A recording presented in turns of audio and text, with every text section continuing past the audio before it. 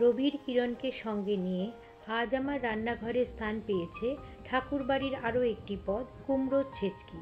খুব অল্প সময়ে সামান্য সমস্ত উপকরণ দিয়ে তৈরি হয় অভাবনীয় এই কুমড়োর ছেচকির ব্যঞ্জনটি। রুটি, পরোটা কিংবা সাদা ভাত দিয়ে অসাধারণ লাগে এই পদটি।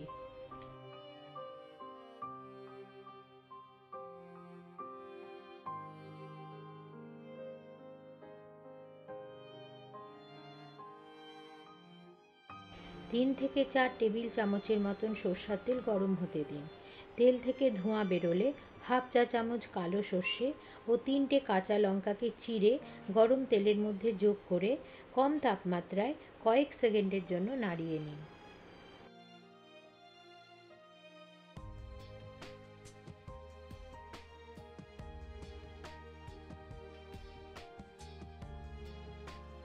ফোড়ন থেকে যখন সুন্দর একটি গন্ধ বেরোবে তখন 200 গ্রামের মতন পাকা কুমড়োকে মাঝারি আকারে কেটে নিয়ে গরম তেলের মধ্যে সাবধানে ছাড়ুন। আমি এখানে কুমড়োর খোসা সমেত যোগ করেছি।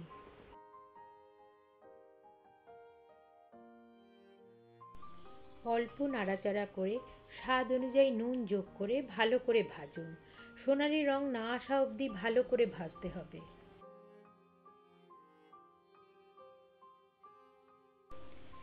2 চা চামচের মতন সর্ষে বাটা যোগ করে ভালো করে কষুন। এখন কম তাপমাত্রাতেই রান্নাটি করতে হবে। কুমড়ো ও সর্ষে বাটাকে একসঙ্গে খুব ভালো করে ভাজতে হবে। সামান্য জলের ছিটে দিয়ে কম তাপমাত্রাতে কষুন, নইলে সর্ষে পুড়ে যেতে পারে।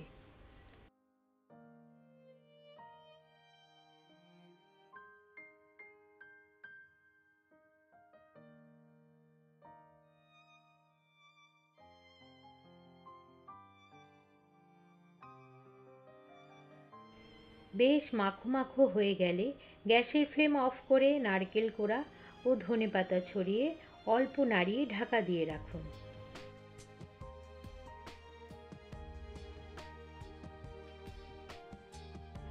সত্যিই ভাবতে অবাক লাগে যে সামান্য কিছু উপকরণের ব্যবহারে রান্নাটি কি অপূর্ব স্বাদ পেল।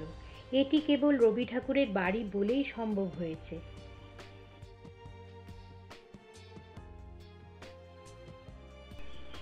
রুটি, পরোটা, লুচি কিংবা গরম ভাতের সাথে অবশ্যই সঙ্গ দেবে এমন রাজকীয় কুমড়োর ছেচকি।